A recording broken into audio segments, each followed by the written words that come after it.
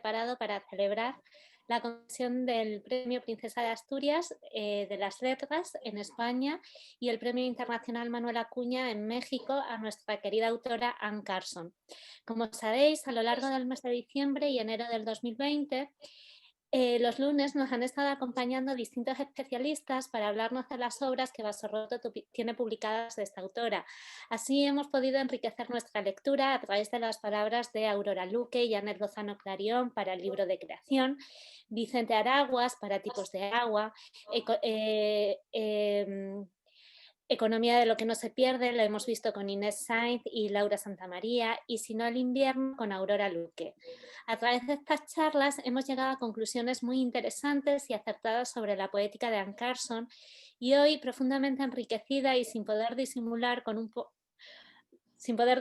mi tristeza, llegamos al último de los conversatorios, pero lo hacemos a lo grande y quizá con una de las obras más complejas de la autora, Albertina, rutina de ejercicios. Para hablarnos hoy de ella, contamos con la presencia de su traductor, Jorge Esquinca. Jorge es poeta, traductor y editor. Sus poemas han sido traducidos al inglés, francés, italiano, portugués, holandés, ruso y japonés. Fue becario del FONCA, becario del programa de fomento a la traducción literaria y del Ministerio de Cultura de Francia. Ha sido Premio Nacional de Poesía en Aguascalientes por El Cardo en la Voz y Premio de Traducción de Poesía del INBA por La Rosa Náutica. Premio Iberoamericano de Poesía Jaime Sabines, 2009, por Descripción de un brillo azul cobalto, y su poemario El Cardo en la Voz se incluye en la compilación Premio de Poesía Aguascalientes. En 2019 fue galardonado con el Premio Jalisco de Literatura. Jorge, muchísimas gracias por acompañarnos hoy. Sé que no ha sido nada fácil.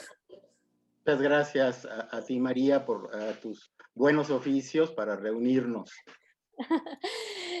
Junto a él está Miriam Moscona, poeta muy querida en nuestra casa editorial, muy querida en Basorroto, con su magnífico libro Ansina. Mexicana de origen búlgaro sefardí, Miriam es periodista y poeta en español y ladino. Autora de varios libros de poesía, entre ellos Los visitantes, Víspera, El que nada, De par en par, poemas o Negro Marfil, que recibió en Nueva York los premios PEN America Center Award for Poetry in Translation y el Lando Harold Morton, que otorga la Academia de Poetas Americanos. Por Tela de Cebolla, su primera obra narrativa, recibió el premio Javier Villaurrutia. Y bueno, Miriam fue también distinguida por el Premio de Poesías Aguascalientes y ha sido incluida en más de 40 antologías en México y otros países, y parte de su poesía se ha traducido al inglés, portugués, francés, italiano, búlgaro, ruso, alemán, hebreo, sueco, holandés y árabe. Muchísimas gracias, Miriam, por estar también hoy con nosotros. Gracias por la invitación. Y junto a estos dos grandes nos acompaña otro grande también, como no podría ser de otra forma, que es Hernán Bravo Varela. Él es poeta, ensayista y traductor.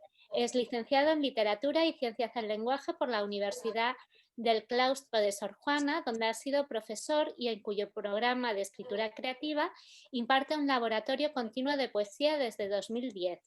Becario del programa Jóvenes Creadores del FONCA en poesía, así como de la Fundación para las Letras Mexicanas en el área de ensayo literario. Colabora con Letras Libres, Laberinto de Milenio, Diario, Crítica, La Tempestad, Paréntesis y podría seguir y seguir. Poemas y traducciones y artículos tuyos también han aparecido en revistas, diarios y suplementos de Argentina, Brasil, Chile, España, Estados Unidos, Francia, Perú y Venezuela. Parte de su obra ha sido traducida al inglés, francés, alemán y chino. Premio Punto de Partida en Poesía, Premio Nacional de Poesía Joven, Elías Nandino, por Oficios de Ciega Pertenencia, y también ha sido Premio de Literatura Letras del Bicentenario 2010 por Historia de mi hígado y otros ensayos. Hernán, también a ti muchísimas gracias por acompañarnos hoy. Encantadísimo, muchas gracias. Pues si os parece bien, os cedo la palabra a vosotros tres para que nos abráis y nos enseñéis del maravilloso mundo de la lectura que hace Anne Carson de Proust. Muy bien, muchas gracias. Muchas gracias, María. Muchas gracias a Vaso Roto por esta invitación para esta conversación que tendremos entre tres amigos de hace muchos años, que por lo mismo compartimos una gran cantidad de autores a los que hemos leído, a los que admiramos, a los que seguimos. Y por supuesto, entre ellos se encuentra, no podría faltar, Anne Carson. Tal vez convendría, si les parece bien, queridos Miriam, Hernán, comenzar hablando un poco del origen de este libro de Carson, que en inglés se llama The Albertine Workout. El libro se publicó en su edición original en 2014, lo publicó la editorial New Directions, y lo tengo aquí, lo voy a mostrar. Es en realidad un cuadernillo, tiene 38 páginas, una plaquette, que diríamos en términos editoriales. Yo debo haber leído en ese mismo año un avance del libro en el suplemento del New York Times, en el que nos adelantaban algunos de los párrafos iniciales del libro, que como ustedes bien saben, comienzan con líneas muy breves, ¿sí? A veces 2 o 3 líneas, a veces una sola línea, y me quedé fascinado ante esa probadita del libro. Me quedé no solamente fascinado, sino convencido de que yo podría traducir aquello. Por esos días estaba también yo en una conversación vía correo electrónico con Janet Clarion, que, bueno, es la directora de la editorial Vaso Roto, porque estábamos viendo la posibilidad de traducir una antología de un poeta sudafricano a quien yo había conocido recientemente y cuya poesía admiraba. Pues sucede que mientras nos poníamos de acuerdo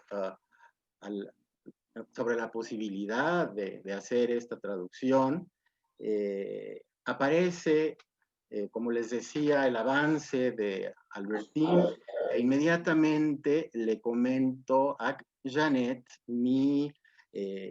pues mi fascinación con el libro y mi entusiasmo por traducirlo.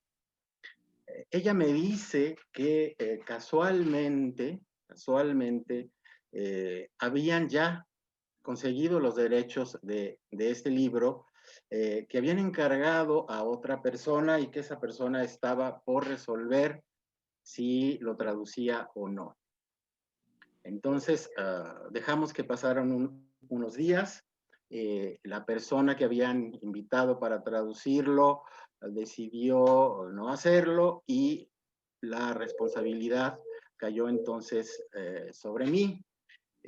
Para esto hago un paréntesis aquí, porque sí quiero también comentar algo que ustedes, Miriam y Hernán, saben, que mi lectura de En busca del tiempo perdido ha sido una lectura caprichosa, ha sido una lectura arbitraria completamente. No he leído los 7 libros en el orden indicado, tal como la misma Carson en una entrevista cuenta que hizo. ¿Sí? Ella cuenta que leyó a lo largo de 6 años, durante el desayuno, es decir, mientras tomaba su cereal, leía partes de cada uno de estos libros, y así, a lo largo de 6 años, mientras desayunaba, Carson leyó completa La Recherche.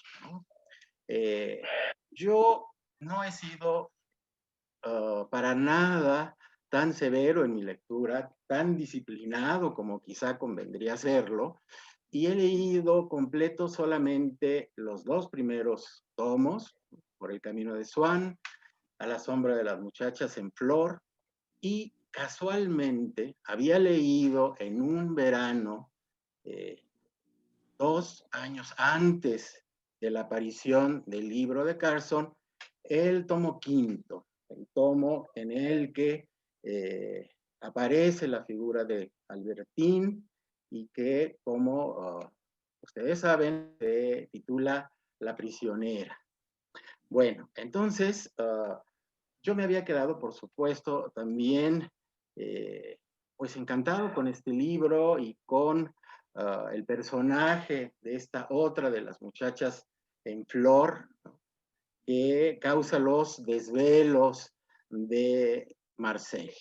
Pero bueno, antes de entrar en eso, diré que cuál va siendo mi sorpresa, que al aceptar yo la responsabilidad de traducir el libro de Carson, me encuentro cuando recibo la plaquette que les mostré vía correo, antes en Guadalajara, vivía entonces en la ciudad de Guadalajara, existía una librería en la que se podían pedir libros desde Estados Unidos. Era una librería especializada en libros en inglés, la librería Sandy, que tristemente desapareció ya.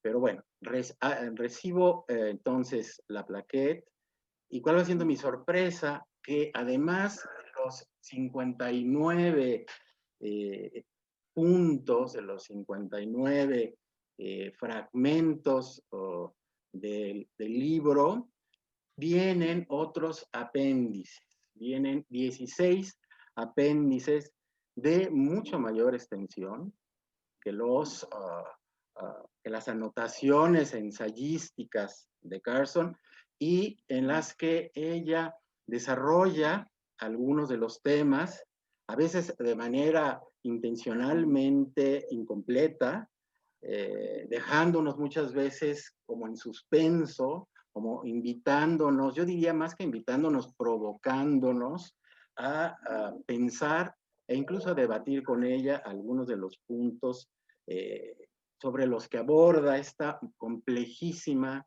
relación que existe entre el narrador de la novela y su personaje, y Albertino. Bien, me metí en ese problema, y les confieso que este libro, sus 38 páginas originales, ha sido el que más trabajo me ha costado de traducir. La verdad, pasé alrededor de 5 meses de intensa labor de traducción, para las cuales por fortuna conté con... Mientras desayunaba. Mientras desayunaba, comía y cenaba, y por fortuna recibí la ayuda, o pude consultar muchas veces con la misma Janet, que es pues quien ha traducido más a Carson en a nuestra lengua, y de una amiga escritora canadiense que vive ahora por el rumbo de la Ribera de Chapala, que es donde vivo actualmente. Carson misma dice que para traducir, y la voy a citar textualmente, hay que tomar aire, meterse en el agua sin pensar y ponerse a nadar. Yo me siento perfectamente en casa bajo el agua. Eso es una de las declaraciones de Carson sobre el complejo, el difícil, el fascinante mundo de la traducción de obras literarias. Y por ahí empecé.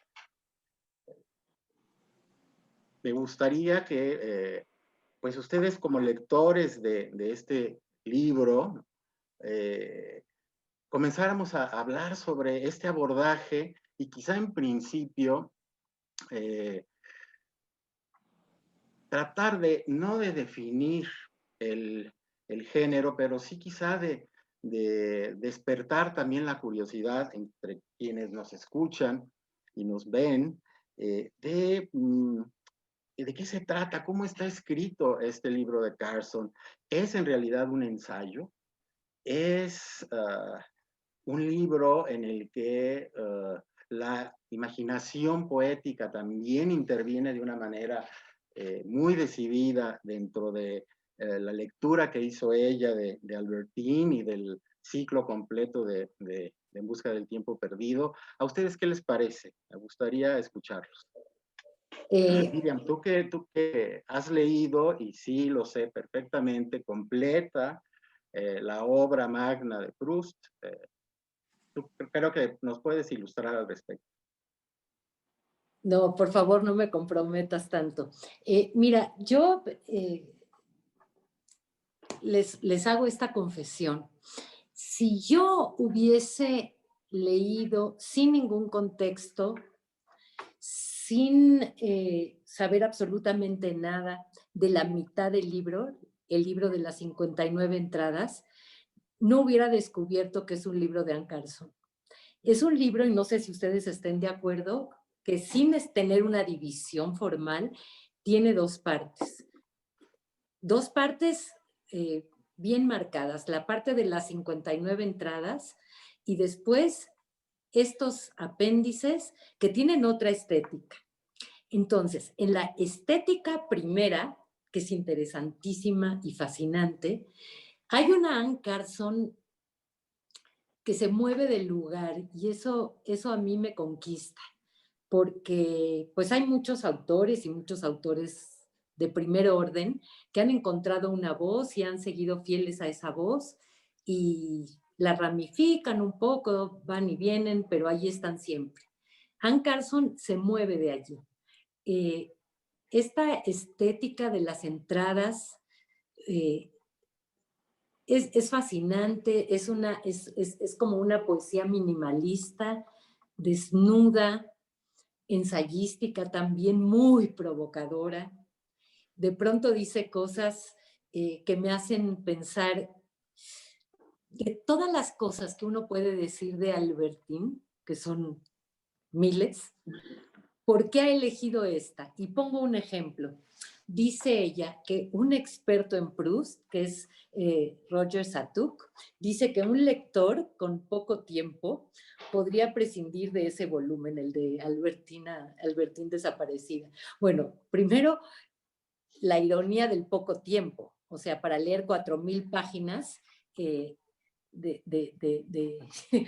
una obra pues no nada más extensa en esas 4,000 páginas, sino compleja, llena de meandros. O sea, no puedes hablar de un lector de poco tiempo, pero bueno. ¿Por qué elige Anne Carson decir esto, aunque lo pone en otra boca? Porque ella lo piensa, porque quiere provocar, pero en realidad si uno pudiera prescindir de ese volumen, ¿por qué le dedica Anne Carson un libro entero a Albertine? Creo que en esos fragmentos fascinantes, esas 59 entradas,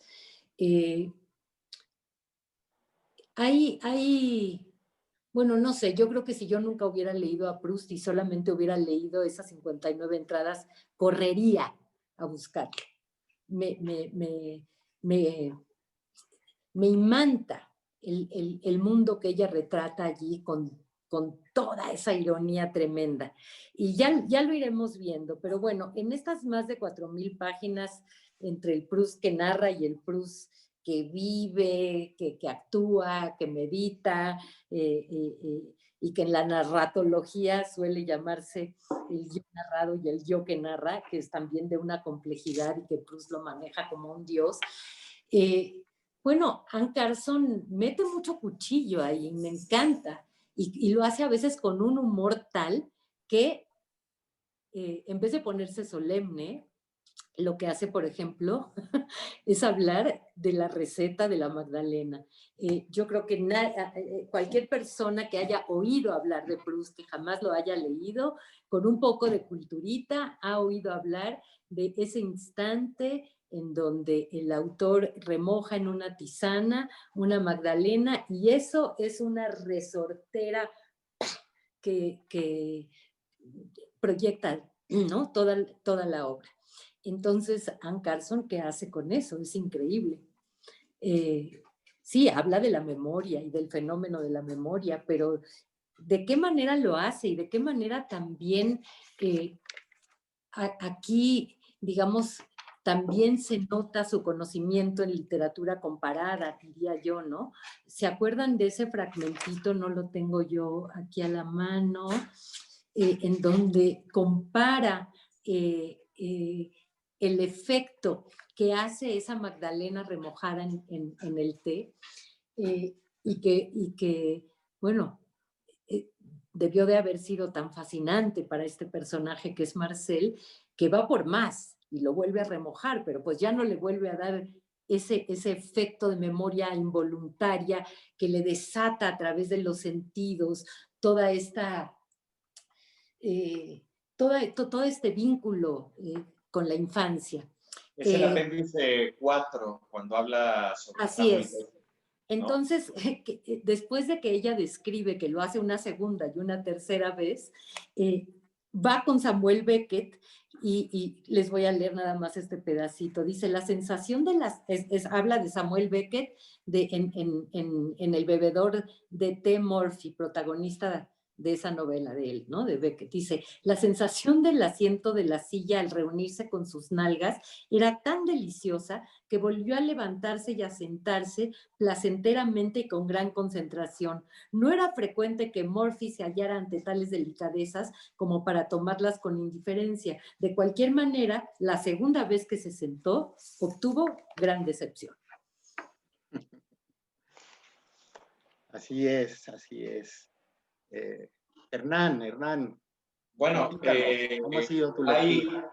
hay creo que muchas provocaciones a partir de tu experiencia como lector de Carson, como traductor, y también de las múltiples provocaciones que le generó a Miriam, también muy aguda lectora de Carson, pero también conocedora mucho más exhaustiva del compendio de Proust. Y a razón de esto que señalas, Miriam, sobre la Magdalena, que es probablemente la puerta de entrada y un acceso completamente democrático a la obra de Proust, sin ni siquiera tener que sumergirse entre sus miles de páginas, valdría la pena pensar que este libro, que está hecho de una serie de ejercicios que son llamados a menudo apéndices, ¿no? O que pueden perfectamente pasar de la ejercitación mental y corporal hasta una, digamos, mucho más olímpica, para poder atravesar todo ese paginerío extraordinario en busca del tiempo perdido. Me gustaría pensar que estos pequeños fragmentos, que no es la primera vez que Carson, por supuesto, trabaja con ellos, su estética como buena lectora también de los románticos, es una estética fragmentaria, indudablemente, son como pequeñas migas de esa Magdalena, tiradas para encontrar el camino a casa, y ese camino a casa es indudablemente la lectura de Proust vía las provocaciones de Carson, que en ningún momento quieren ser o tener el tono tiránico de ciertas voces respetables, canónicas de la academia, ¿no? Sino en todo momento sugerir que son los pespuntes o la punta del iceberg de una teoría que, sin embargo, como señala en otro momento, no anula, por supuesto, la realidad, como lo indica en un momento notable. Querido Heráclito, escribió Marcel, las teorías son buenas, pero no impiden que las cosas existan. Entonces, tomando en cuenta que la realidad es independiente de su teoría y que teorizar, como lo decía T.S. Eliot, implica necesariamente un ejercicio de ingenuidad, Carson rasura la teoría, la deja expuesta también a su propia autocrítica y permite que entre todos esos fragmentos se unan la imaginación del lector, la autocrítica feroz de la autora, el autoescarnio, y permitir un retrato de un elemento, de una escena, de una personaje, en este caso como Albertí, que nos abra la puerta a ese vastísimo universo lleno de interrelaciones y de numerosas implicaciones, como en busca del tiempo perdido, ¿no?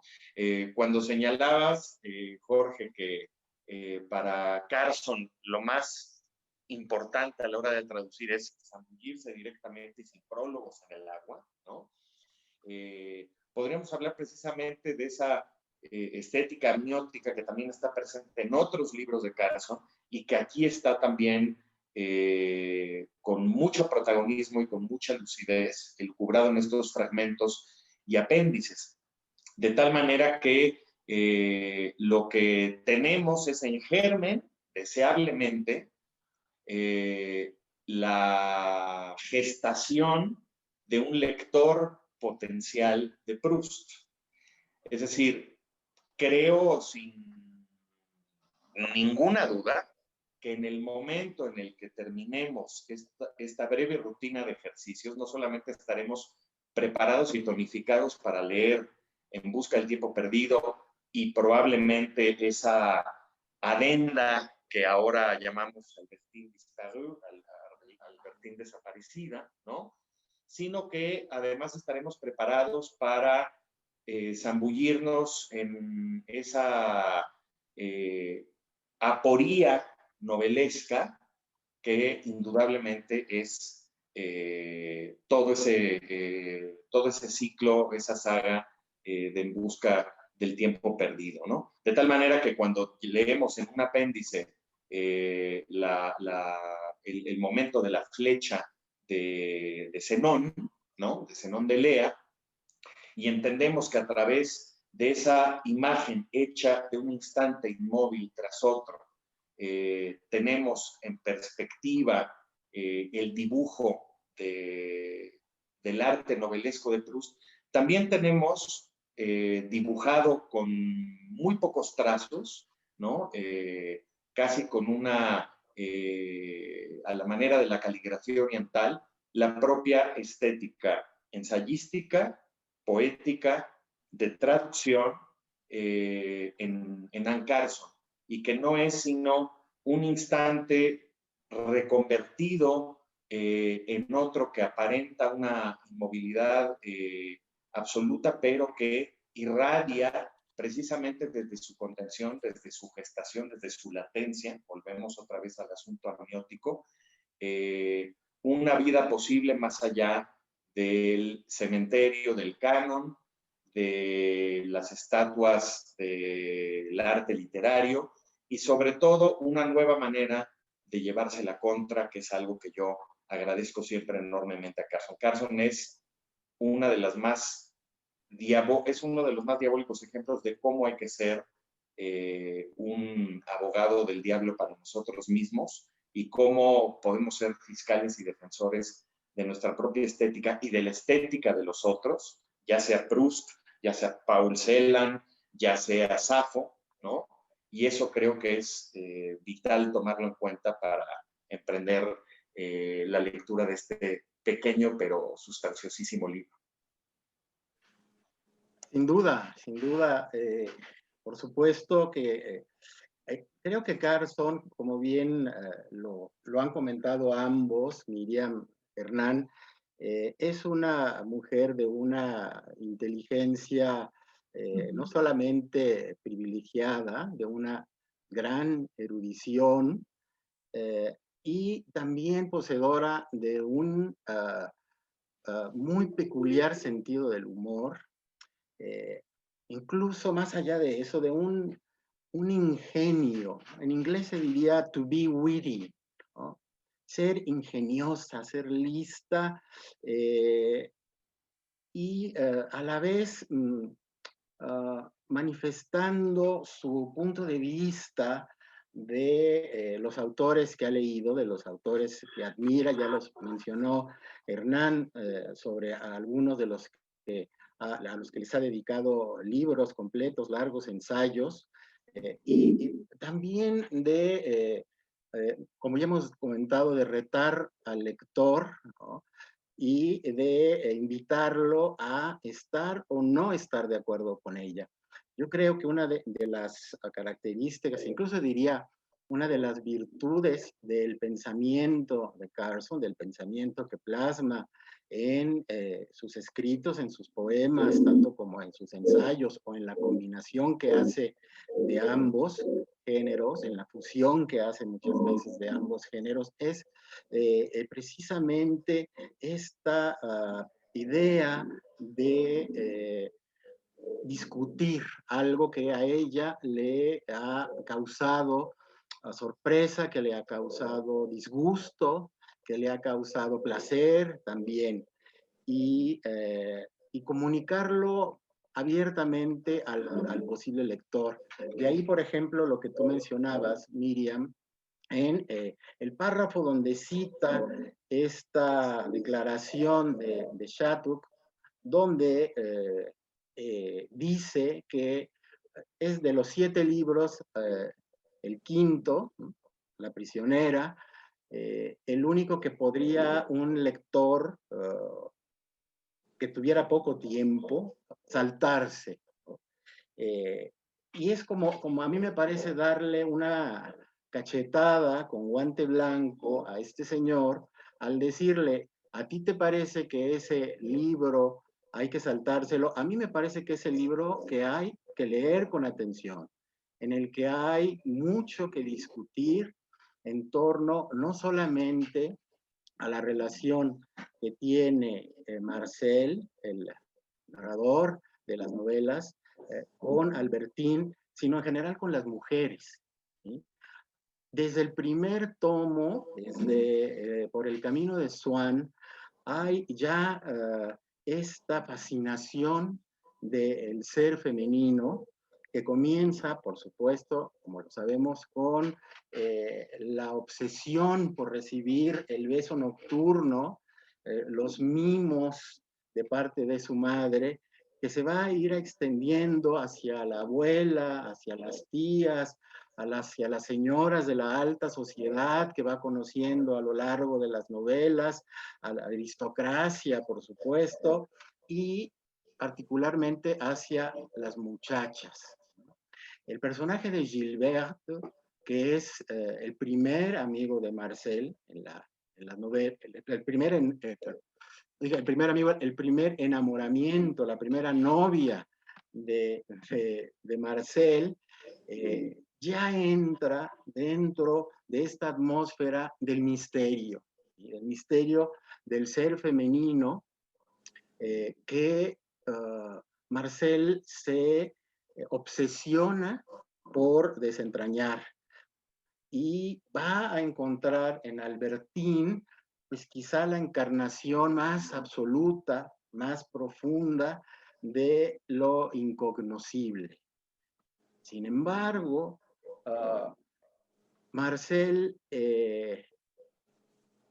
se preocupa a tal grado por mantener en casa y lejos de cualquier posibilidad de tentación a Albertín, que a mí así me lo parece, no es solamente ella la prisionera de esa casa, sino él también lo es. Al obsesionarse, al anhelar con tanta fuerza, con tanta obstinación, la posesión de ese ser al que dice amar profundamente, al que dice en algún momento que ha sido el mayor amor de su vida, él se convierte en una especie de monstruo de celos. The Green Eye Monster, decía Shakespeare en torno a los celos, y esos celos hacen que Marcel se convierta también en un prisionero de su propia obstinación. Entonces Carson trabaja este libro, como bien lo han dicho ustedes, desde muy diferentes perspectivas. Y una de ellas es esta serie de acciones del enamorado celoso y obsesivo que es Marcel, por mantener inmóvil, por mantener quieta a Albertine. Cuando, y ahí empieza la serie de complejas contradicciones, él se enamora de ella, primero visualmente, al verla andar por la playa en bicicleta en compañía de sus amigas, ¿sí? Es decir, ese ser en movimiento que le despierta el encanto, la fascinación, el enamoramiento, se convierte después en un ser inmovilizado dentro de esa casa, al que, y eso lo vemos en algunas de las páginas que a mí me parecen más hermosas de la novela, cuando está dormida. Cuando Albertine duerme, Marcel siente que es el momento en que puede poseerla por completo, en que finalmente es suya, porque está inmóvil, porque está quieta, y así lo dice él, y Carson lo subraya en el libro, se convierte en una planta. Y ella hace una referencia muy irónica también, que ahora voy a comentar, porque aquí lo que yo creo que habría en este momento que observar es el tratamiento tan peculiar, por decirlo menos, que tiene Proust hacia sus personajes femeninos, que son 4 y son importantísimos: Odette, Gilberte, Rachel y Albertine, tal vez la más importante de todas. Es muy curioso porque Marcel, Marcel es el personaje. Eso es lo que pasa con el yo narrado y el yo que narra, que nos hace caer en esos traspiés. Claro. Proust no le permite a esos personajes femeninos el insight que le permite a sus personajes masculinos. Es muy interesante eso. En este sentido,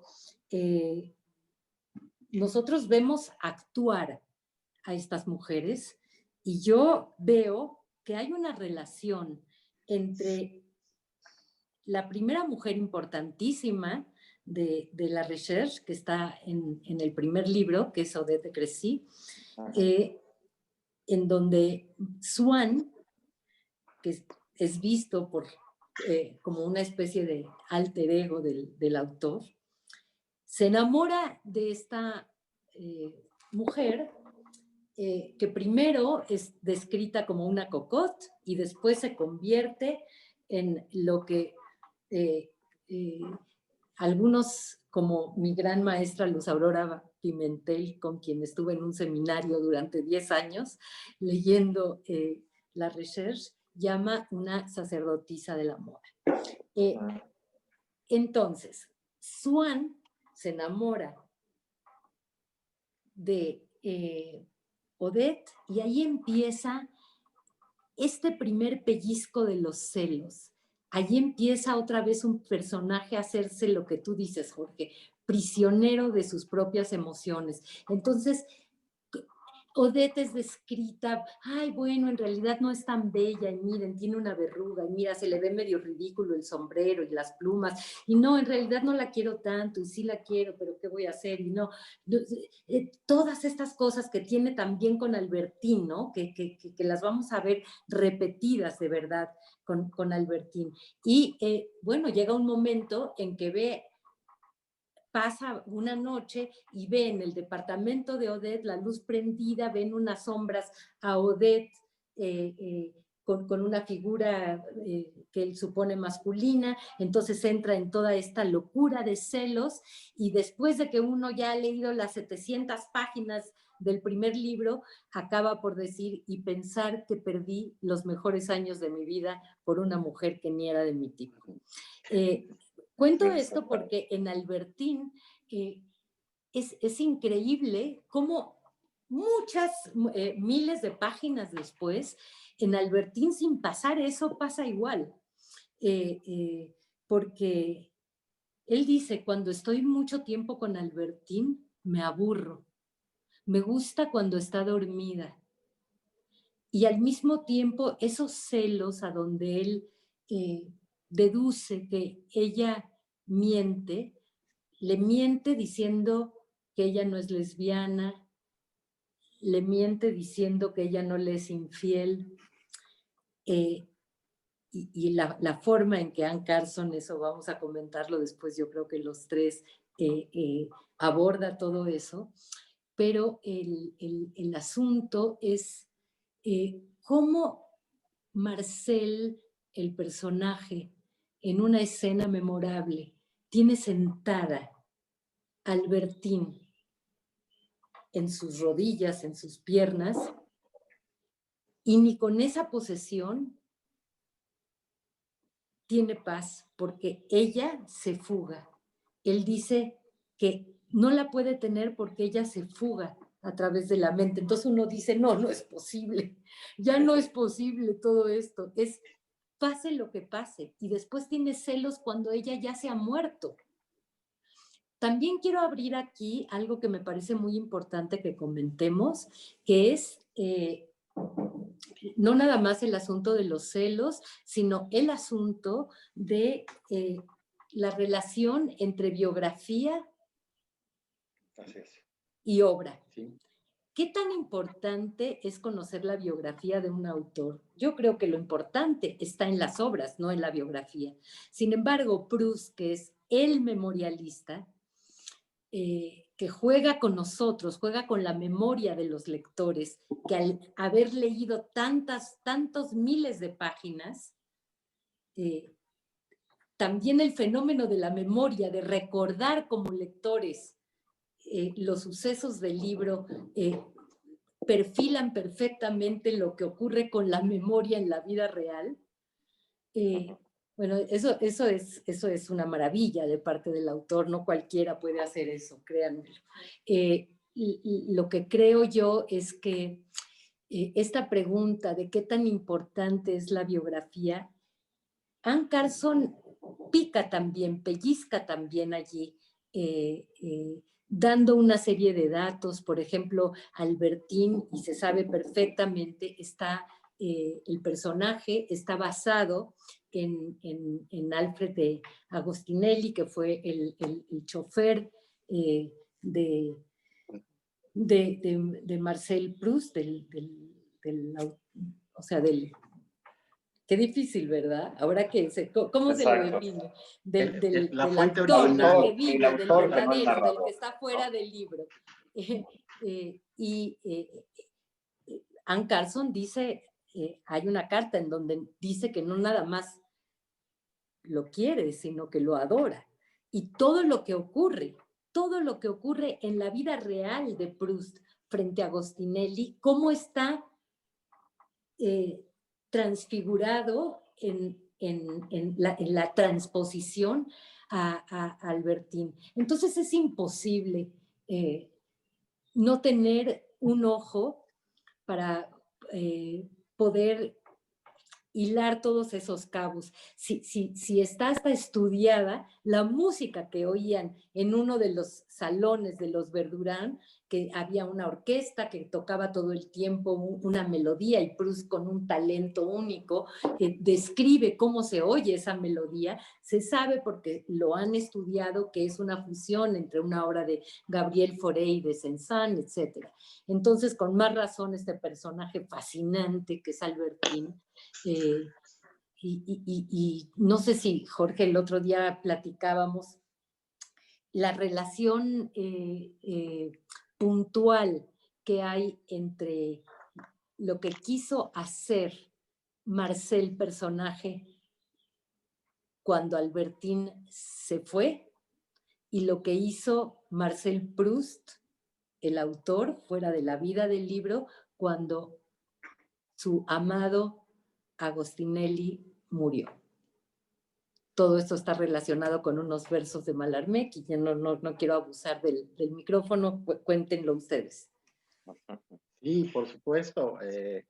Bueno, hemos hablado, y Carson misma lo admite en el transcurso de su libro, que meterse con la vida personal de un autor para relacionarla con sus personajes es siempre un asunto espinoso, ¿no? Peliagudo, podríamos decir, porque definitivamente sí existen estas relaciones, estas correspondencias entre la vida de Marcel Proust y la relación pasional que tiene con su chofer, Alfred Agostinelli, a quien también trata de mantener bajo su feudo, a quien también trata de poseer por completo, al grado de que le concede grandes regalos. Le regala un avión, ¿sí? Le regala el curso de manejo, de piloteo, de pilotaje, como se diga, del avión, para que este hombre esté contento. Pero curiosamente, lo que le regala es una posibilidad de fuga, ¿sí? Y irónicamente, contradictoriamente, complejamente, pide que en el fuselaje del avión se inscriban estos versos de Mallarmé, que es uno de los poemas favoritos del narrador y también de Marcel Proust, escritor, en el que habla de un cisne que no pudo emigrar con sus compañeros de bandada porque se quedó congelado en un lago. Y a Albertine, en la novela, le promete regalarle un yate y, no poca cosa, un Rolls Royce. Y también en la novela, el narrador manda inscribir en la proa del yate esos 4 versos fascinantes del cisne congelado en un lago invernal. Y si no me equivoco, Proust escribe en Le Figaro algo al respecto. Es decir, es un autor que deja esas migas que están allí para que después nosotros, lectores, que somos su futuro, las relacionemos. Es imposible, por espinoso que sea el asunto. El problema también tiene que ver con que, como ustedes lo señalaban muy bien,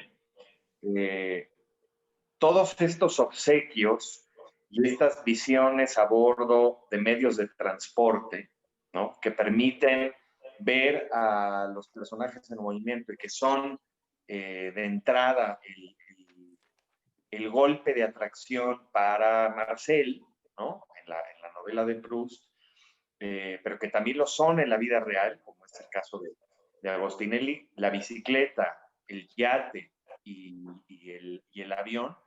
Pues sí, son provocaciones de atar o de anclar esa velocidad indetenible, pero al mismo tiempo son invitaciones a la fuga, como tú lo señalabas, Jorge, pero también son invitaciones a la muerte.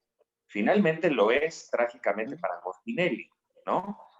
Y la muerte no impide, como también lo señaló Miriam, que los celos se detengan, ¿no? Y paren para no llegar a la fórmula de que miedo de amor constante más allá de la muerte, los celos inconstantes más allá de la muerte.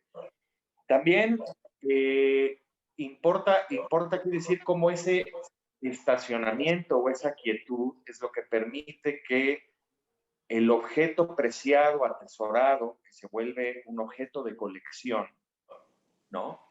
Tan de colección como el propio yate o como la propia bicicleta, como el propio avión, ¿no? Que se vuelvan parte de un museo humano que respira prácticamente, ¿no? Se convierte también en aquello que, por supuesto, el narrador odia. Y que Carlson, con la enorme malicia que la caracteriza, odia sin descripciones mayores. Por eso también la estética del fragmento es esencial para caracterizar la acidez y la acidez provocativa del pensamiento de Carlson, ¿no?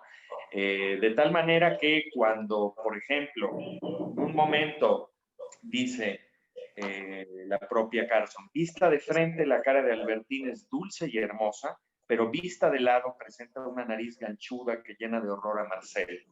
Él quisiera tomar la cara entre sus manos y colocarla en la posición deseada. ¿Cuál es esa posición deseada?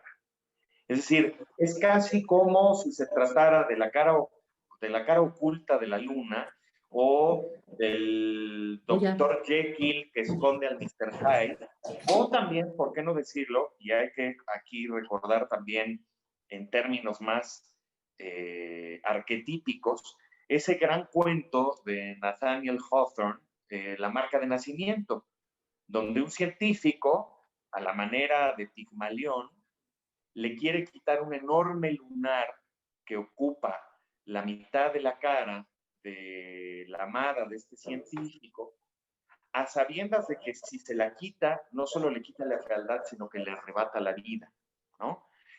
De tal manera que todas estas señalizaciones y estas destrucciones arquetípicas también son en Carlson una fuente enorme de combustible para hacer una crítica de las evocaciones que hace el canon, para ver también la manera en la que un narrador, y esto nunca hay que dejarlo al margen como si se tratara de un chisme, sino como algo que está instalado en la espina dorsal de la novela y de la contemplación de los personajes de Marcel Proust, como un autor gay que, como señala también la propia Carlson, a la hora de aterrizar en la voz narrativa, reconoce que tiene amigos gays en el closet, se enamora y quiere tener cautiva a una chica abiertamente lesbiana como Albertino. En ese juego de desdoblamientos, también la propia voz de Carlson está varias veces traspolada. Esto no es la primera vez que Carlson lo hace. Lo hizo incluso desde el primer libro que llamó la atención de la crítica y de los lectores, en La belleza del marido. Esa traspolación o esa transposición a la que ella hace frecuentes menciones es también un recurso que le permite lanzar una serie de provocaciones manteniendo la máscara. Hablar desde la tangente o desde ese otro lado oculto de la luna, o si se quiere, desde la lucidez para hablar del sueño en el cual Albertín es o una planta viva que muestra sus órganos sexuales, como ella tan brillantemente lo dice, o es directamente también la única manera, haciendo rodeo, de seguir provocando estos juicios potentísimos en semillas que van soltándose o en estas migajas, como decíamos al comienzo, de las magdalenas para llegar a un punto de regreso a casa, ¿no? Sí, totalmente de acuerdo contigo, Hernán. Hay que recordar una de las afirmaciones de Carson en este libro, cuando dice, en Proust todo es al menos doble. Cuando no, múltiple, ¿no?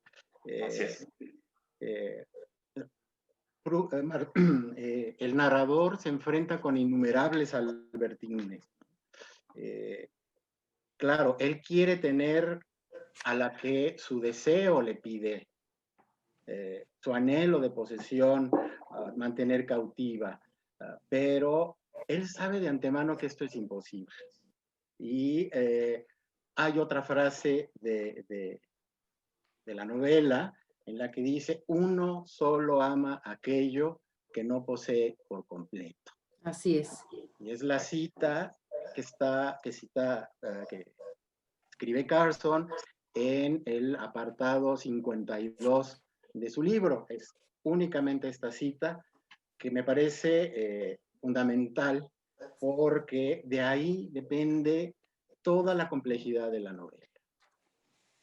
Voy a interrumpirlos un momento. No posee por completo.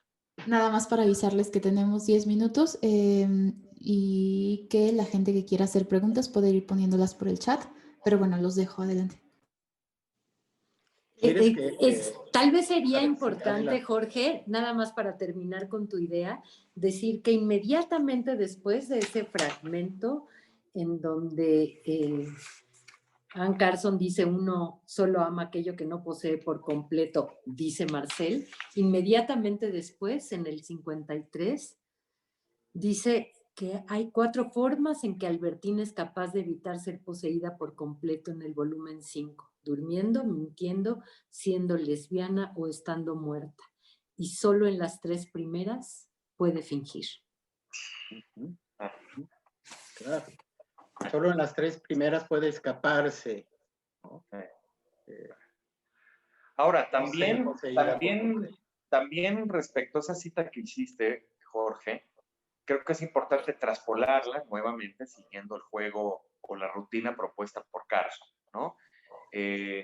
Si uno solo puede amar aquello que no posee por completo, el amor a las ideas del otro, incluso el amor a la exposición de ciertas ideas respecto a una obra o respecto a un determinado autor, debe ser así.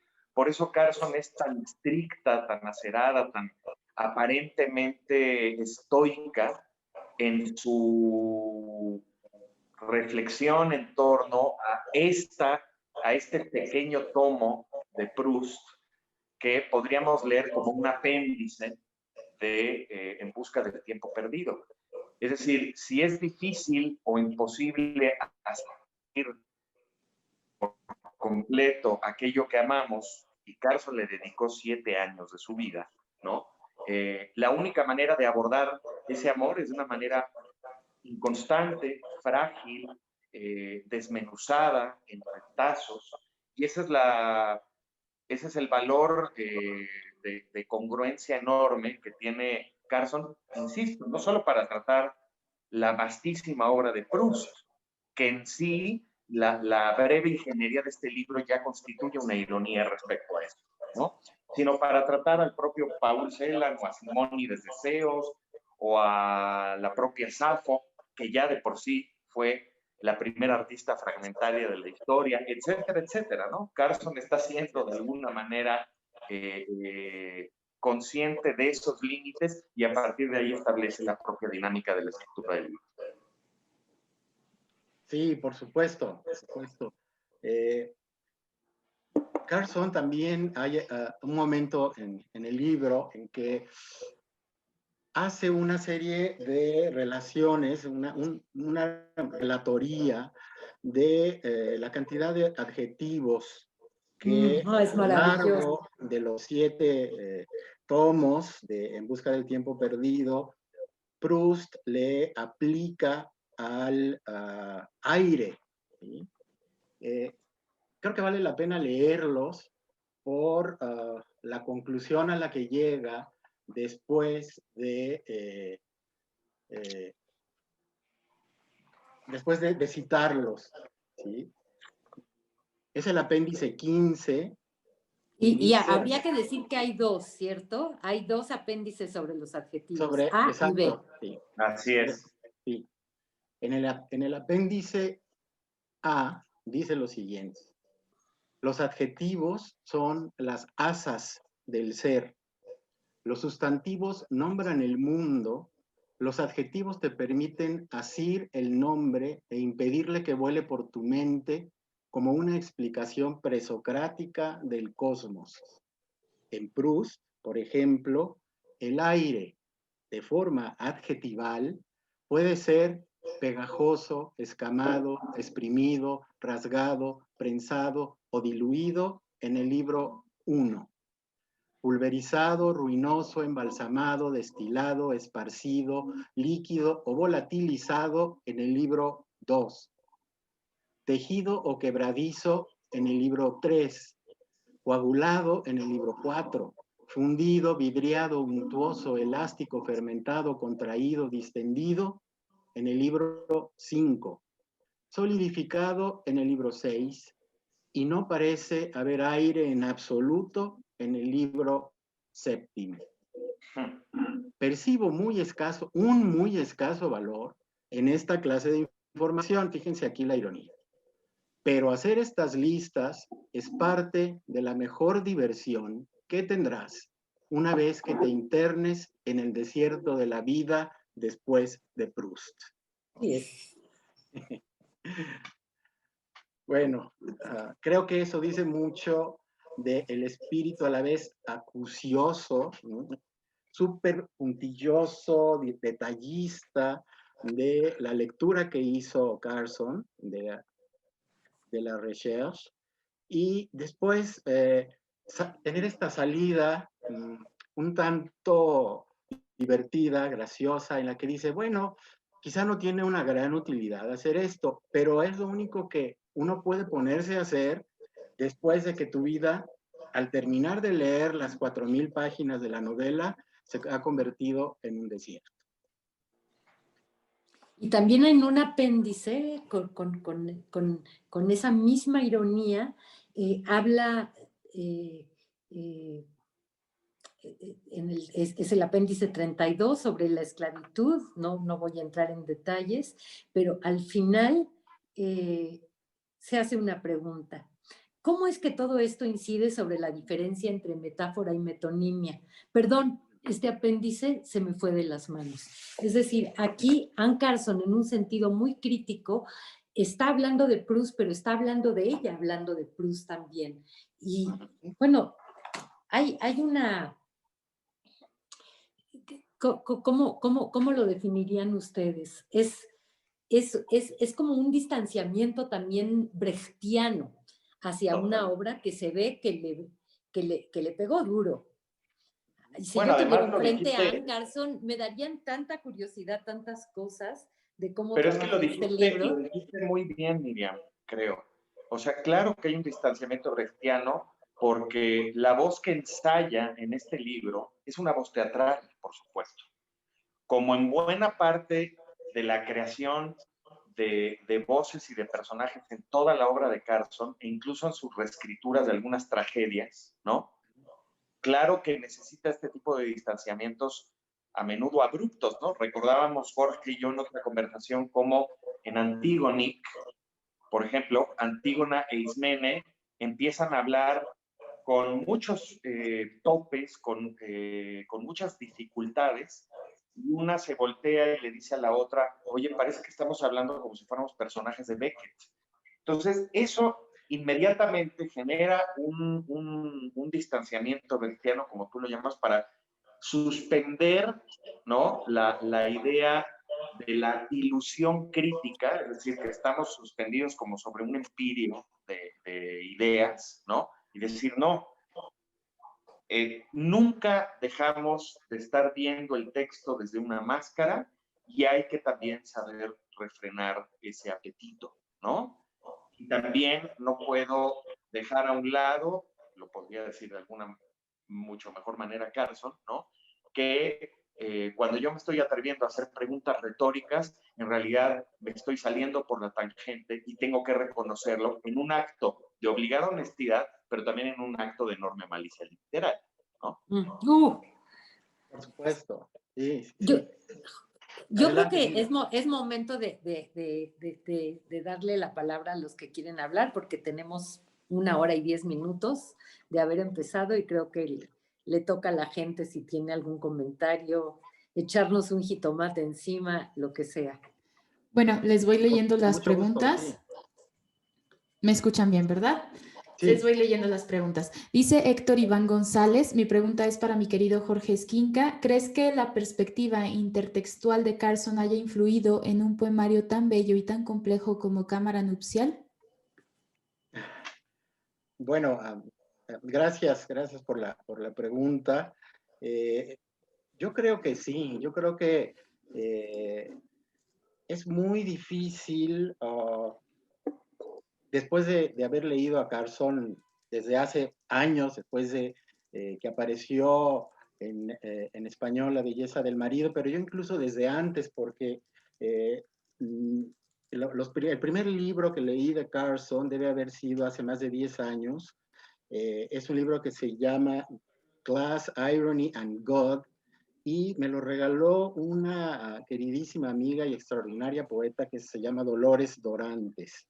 Ella fue quien me inició en la lectura de Carson, y desde entonces, bueno, he tratado de leer prácticamente todo lo que ha publicado en inglés, y por supuesto muchas veces también como un lector curioso que soy, de leer las traducciones que hay, que se han hecho de ella, algunas muy brillantes.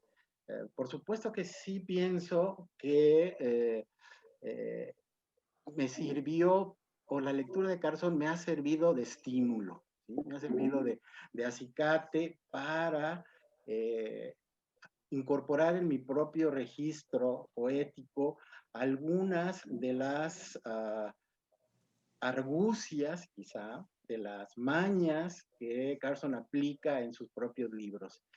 Creo que con resultados muy distintos, pero sí, me parece que todos los autores que hemos leído de una manera u otra nos invitan a escribir. Yo creo mucho en que un autor que lees y que te apasiona, te invita a escribir, te lanza al agua.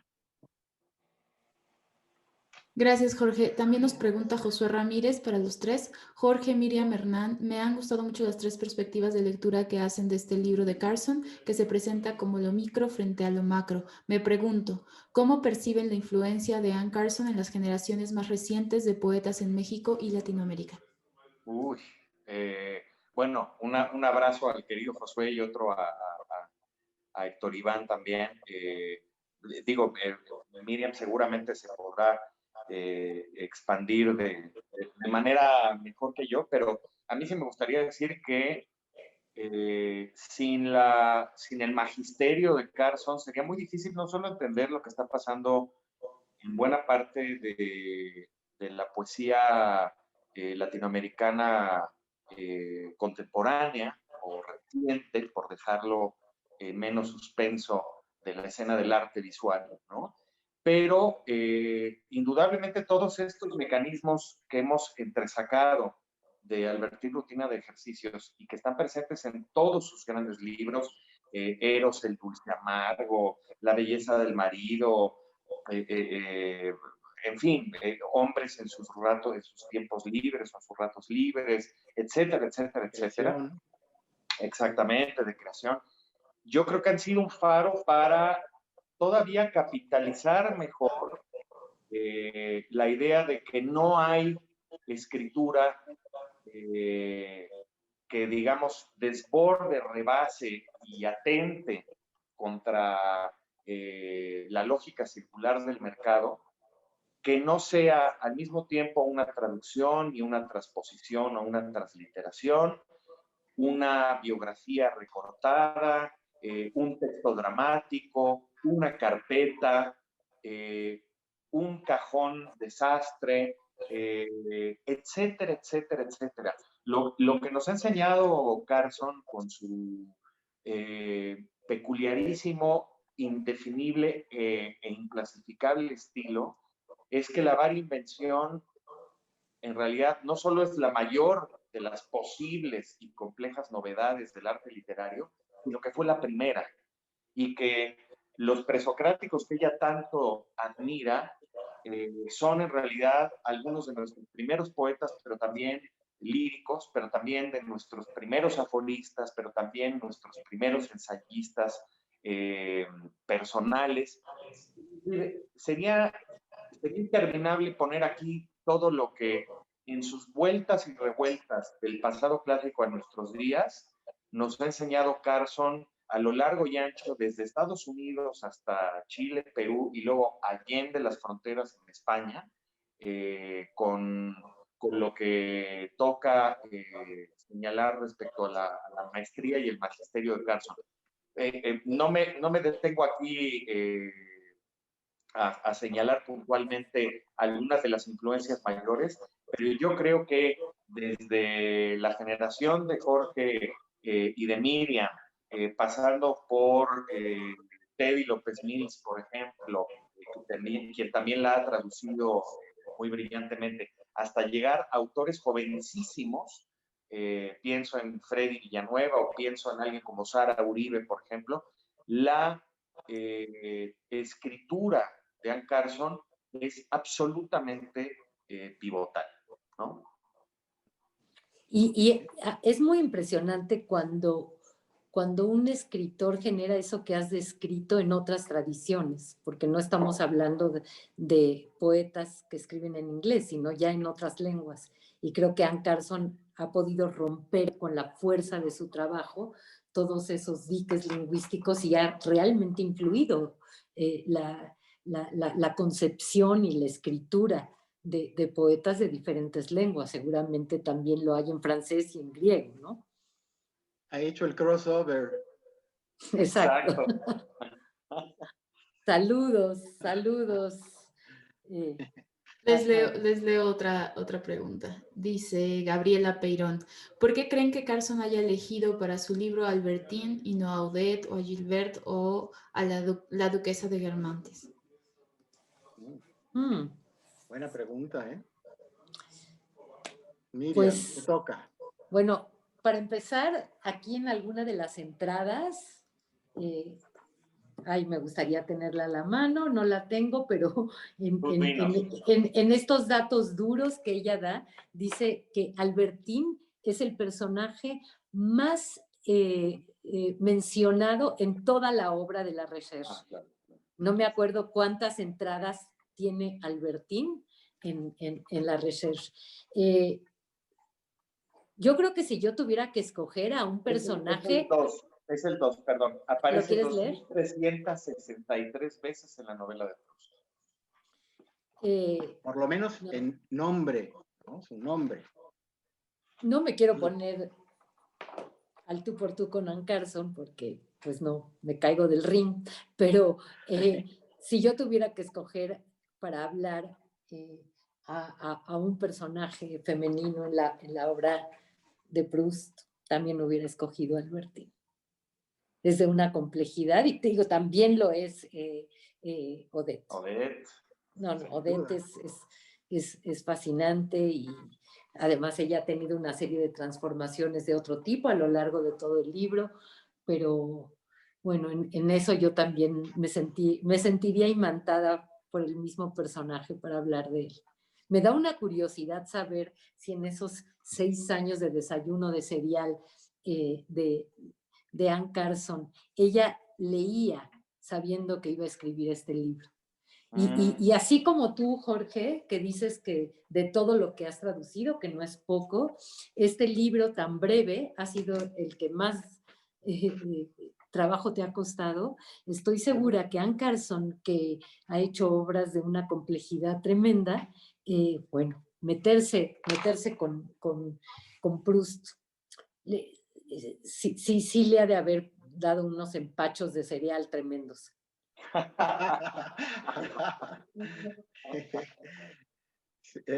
Sí, difícil.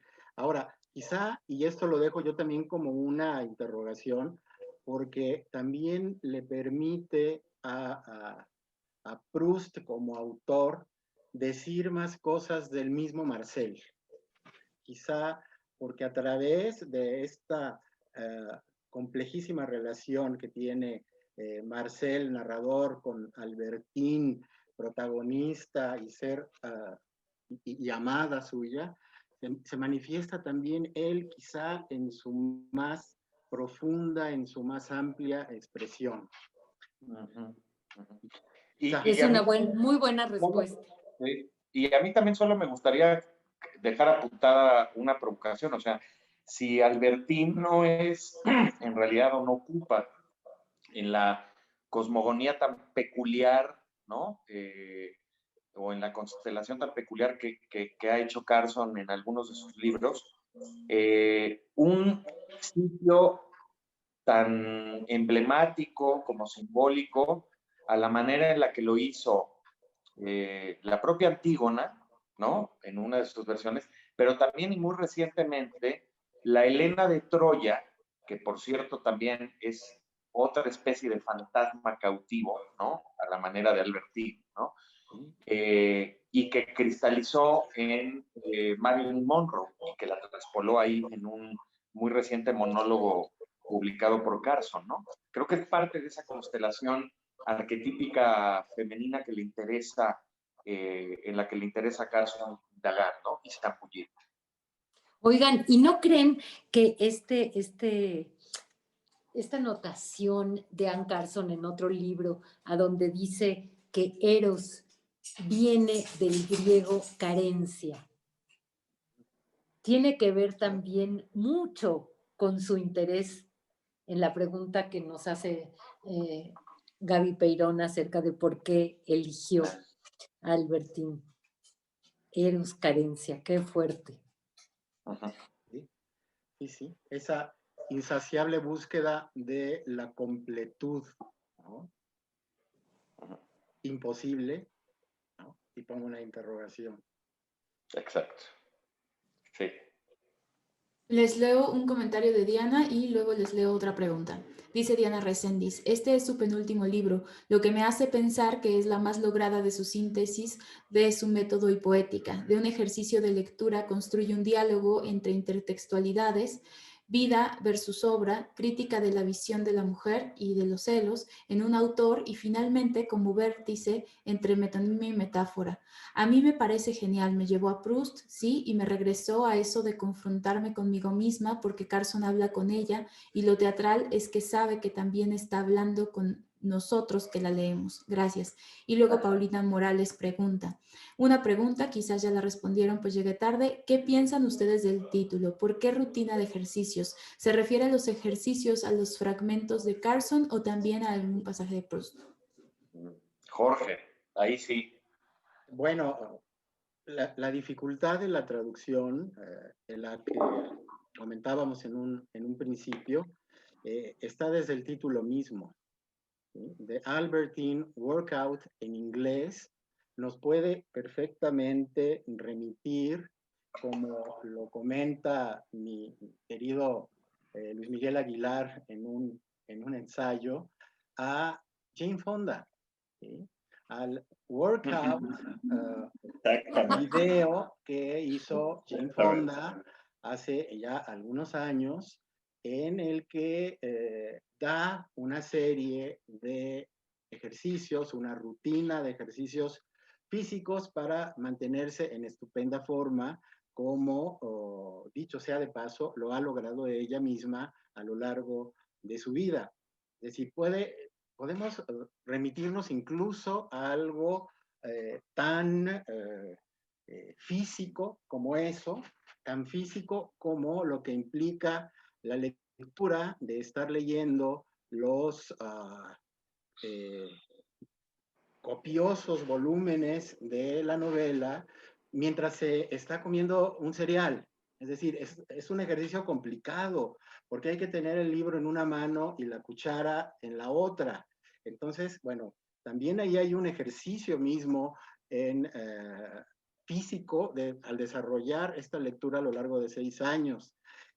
Yo creo que también hay un ejercicio mental.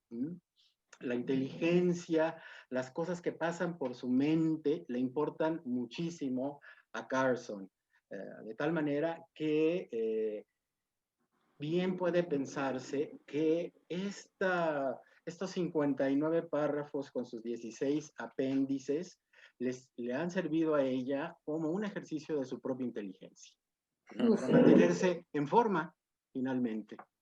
Completamente.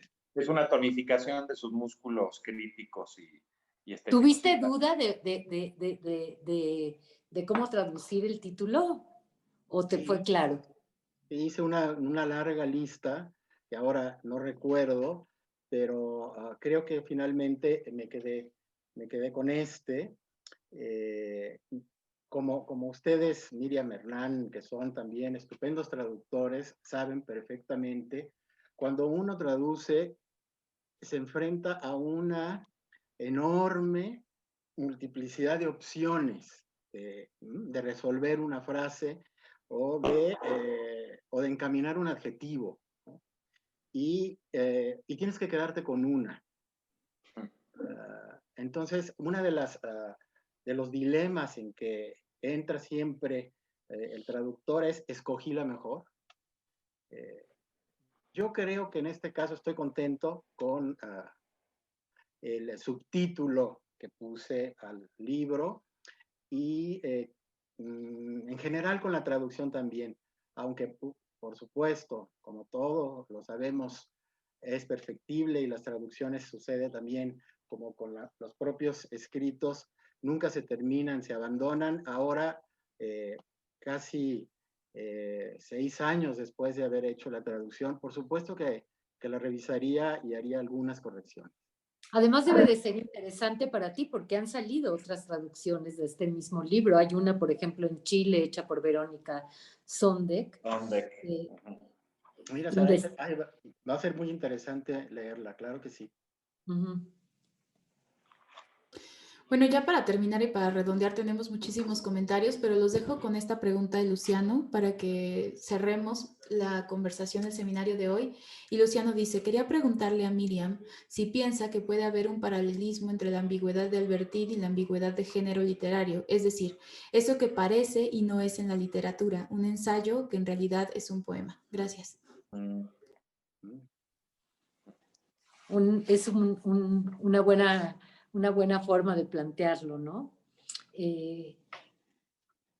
Y eso está presente en la estética, no nada más de este libro. Un poema que es un ensayo, o un ensayo que también es un poema, y toda esta interesantísima y posmoderna golpe hacia las fronteras, ¿no? Hacia las fronteras que al ser golpeadas se abren así como en un abanico. No entendí muy bien en qué sentido Albertine lo sería en la pregunta que nos hace. Luciano, ¿quieres comentarnos un poquito más? De cualquier forma, mientras les leo algún otro comentario, también ya para cerrar, no sé si quieran agregar algo justo antes de que terminemos, si hay algo que no se haya dicho, algo que quieran comentar, que quieran agregar. Todavía tenemos unos minutos. Jorge, Miriam, Hernán. Pues yo en particular no, me gustaría oír más comentarios y preguntas, si hay tiempo de responderlas y de escuchar sobre todo comentarios como los que seguramente están surgiendo entre quienes nos han visto y escuchado. Completamente. Es interesante para los tres oírlos. Te dejo la palabra, María. Bueno, pues muchísimas gracias, Jorge, muchísimas gracias, Hernán, y muchísimas gracias, Miriam. Efectivamente tenemos comentarios y son todos de los más positivos que pueden haber. Teresa Gómez nos dice: qué bonito e interesante seminario, tan profundo pero tan ameno, y con la peculiaridad de Hernán, muy carsiano, ora en horizontal, ora boca abajo. Muchas gracias. Araceli Mancillas Zayas nos dice: gracias por este fascinante conversatorio, 1000 notas, 1000 ideas para leer a Proust y a Carson. Pues sí, Araceli, este es precisamente el objetivo que tenemos en estos seminarios. Ana Lamela, que también nos ha estado acompañando mucho en los seminarios. Fue precioso este seminario, muchísimas gracias. Me gustaron mucho los 3 ponentes. Me quedo con la pasión y la admiración que Miriam pone en sus palabras. Y gracias por la estupenda intervención de los 3, nos dice Macarena Salazar, una gran sesión. Ana Berta, una extraordinaria sesión, muchísimas gracias. Y bueno, y así, tenemos todo maravilloso. Yo os quiero agradecer muchísimo en nombre de Vaso Roto el tiempo que os habéis tomado para explicar esta obra, esta fascinante obra que procede de otra fascinante obra y que también le suma complejidad y bueno, pues muchísimas gracias Jorge, Miriam y Hernán por acompañarnos hoy. Y bueno, pues como os decía al principio del seminario, este es el último seminario que vamos a hacer sobre Anne Carson en este ciclo de 6 que hemos realizado sobre, sobre su obra, y en nombre de Vaso Roto queremos a los cientos de asistentes que habéis venido y que han superado con creces las expectativas que nosotros teníamos puestas al principio, pues quería agradeceros el haber estado presente, vuestra fidelidad y bueno, vuestros comentarios y vuestro apoyo. Esperamos poder seguir realizando este modelo para hablar de nuevos autores y sobre todo de gran poesía y de gran literatura, y con gente tan maravillosa como los que hoy nos han acompañado, Jorge, Miriam y Hernán. Muchísimas gracias. Al contrario, y yo quiero agregar algo muy, muy breve, que ojalá que gracias a Vaso Roto, este libro espléndidamente escrito y traducido esté en las mesas de poesía y sea siempre encontrable. Eso es lo que estamos buscando. De hecho, muchísimas gracias, porque se me estaba olvidando y ya me iban a reñir por ello. Podéis encontrar este libro en España. Sabéis que estamos en confinamiento, pues a través de la página web todostuslibros.com, que como sabéis es una iniciativa que están haciendo las pequeñas librerías para poder subsistir, o bien a través de nuestra página web si tenéis algún tipo de problema. En México podéis encontrar el libro a través de las librerías y a través de nuestra página web.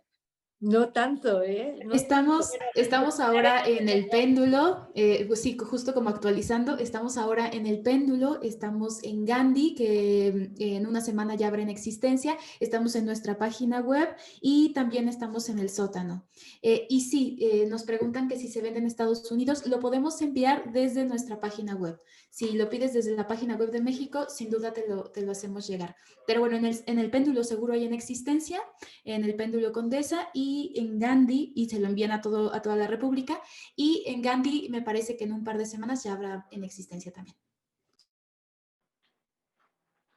Excelente. Pues muchísimas gracias. Gracias a todos. A ustedes. La mejor invitación será: lean a Carson, lean a Marcel Proust. Y lean la traducción de Jorge Esquinca. Un abrazo. Chao.